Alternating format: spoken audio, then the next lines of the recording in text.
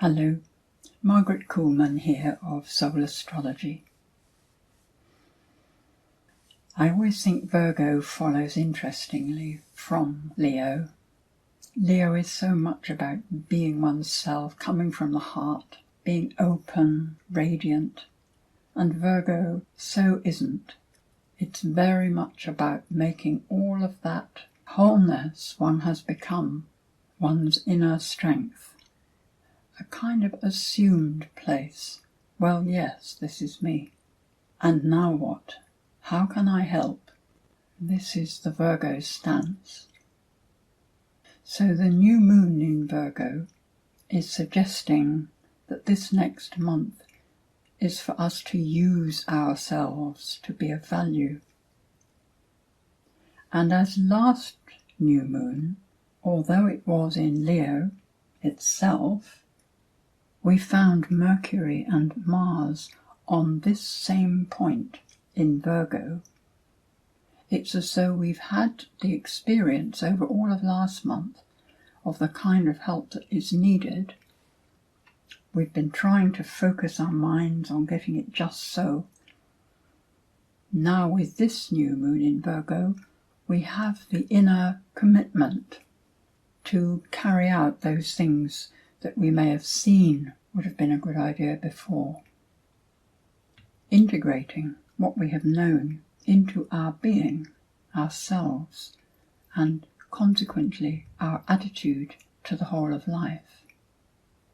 With this beautiful kite shape, once again, all of this learning, understanding and application is focused by the outer three planets, Pluto, Neptune and Uranus, in harmony with each other, like the three great guides I spoke of before. So it becomes really important. The sense is, in the world at the moment, this huge importance that the right moves be made.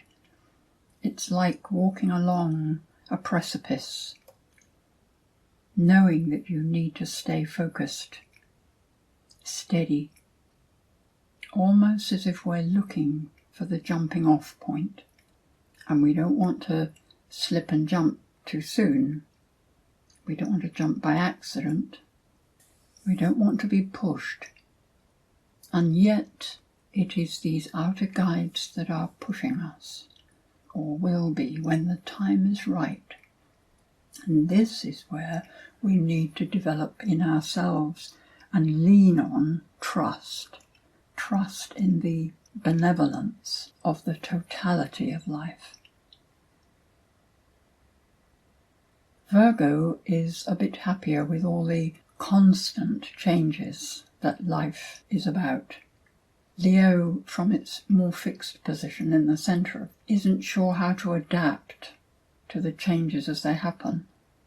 It's as though being right in oneself and shining out there, it requires courage to do. And when the outside is constantly changing, there is an uncertainty of how to be that. Leo can become very self-aware, self-protective in the face of so much change. Whereas Virgo has put itself into a safer place on the inside, self-contained, and is therefore better able to adapt to changing circumstances. On a personal level, we may have been discovering, we will have been discovering over the past months, but particularly focusing on the last month about what actually needs to be done in our own life. This new moon may show us how to do it, and it may actually be that circumstances arrange themselves to enable us to do it. And then we find out if that really was what we wanted, what we felt drawn to or needed, because life will surely give us what we need. Mercury is on the brink of going direct again, having just completed its retrograde 20 days at this new moon.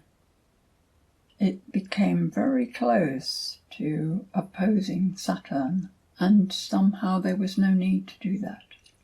The spiritual rules that we need to follow to be in tune with life are kind of background. I'm sure most people listening to me, they are assumed by now. Venus completed her retrograde time during the past month and is now going forwards again. And at this new moon, she reaches again that point of squaring Jupiter, and she will shortly be trining the Chiron. So in our relationships, still coming from the heart, perhaps showing up even more than necessary, and revealing the pain, revealing the personal needs, stating the need to be the individual that we are. One of the difficulties that we can have around Virgo is seeing how things might be absolutely better with this tweak and that change. There is a tendency to go forward in a critical fashion for how things actually are. But this tendency is softened hugely this month by being opposed by Neptune. So we won't feel quite as certain as we might have done that we're right, and it is much safer and indeed more correct to allow people to do things the way they need to do them, as being part of their process in life, their spiritual path, their learning curve. The Virgo is then freed from that need to change things to being simply a desire to be in the background, supporting, helping, filling in when asked, doing what is required by the situation. It's not about just obeying others. It's not about obeying rules. It's very much about being appropriate to the natural growth of situations, from one way of being to the next. Mars, the energy of drive and motivation, in Libra, is about relationship anyway, about harmony, keeping the peace if possible, has this lovely connection with Venus, very much about accepting how other people are and enjoying the differences. So the potential for healing in relationship is huge, especially as Chiron and the North Node are coming together. The whole point of Chiron becomes what we're aiming for. The healing of very old wounds in the other, not focused on our own. It's only by focusing on the other that our wounds can be healed. When we focus on them ourselves, we tend to increase the pain or just hold the wound where it is so that no healing can take place. Focus on the other with love and the drive towards mediation where there are difficulties. The outer planets, all still retrograde, but all in harmony with the inner planets, none of whom are retrograde at present. Really feels to me like the completing of things. Not in this month completing. It'll take a little longer, but it's during the next months. And that perhaps this phase of movement and opening up can be done in a different way so that there is healing.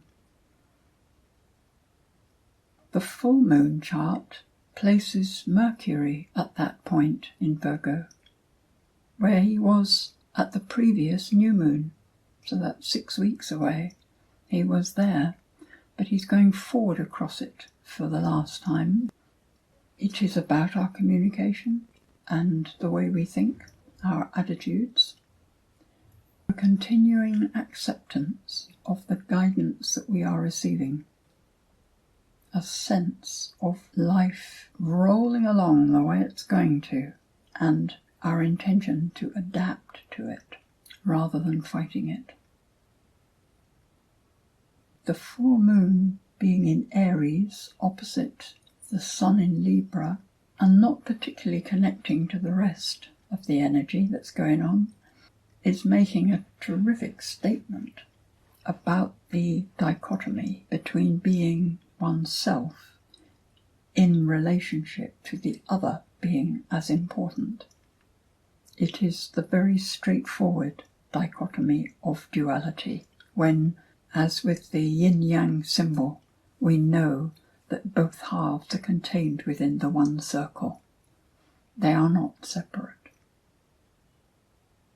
The pattern that the outer planets are making at present fills me with a sense of trust, a sense of excitement for what is being unfolded in spite of us.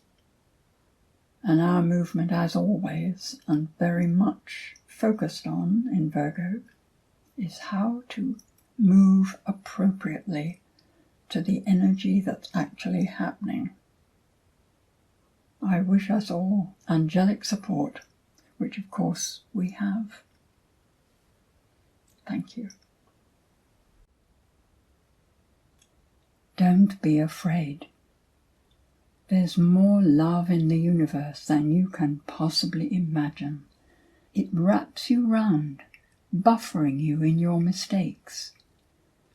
You are not jumping into space, but into welcoming arms who will place you where you need to be to grow rounded and strong. This time is good. It doesn't pay to stay small or worry about your clothes and things.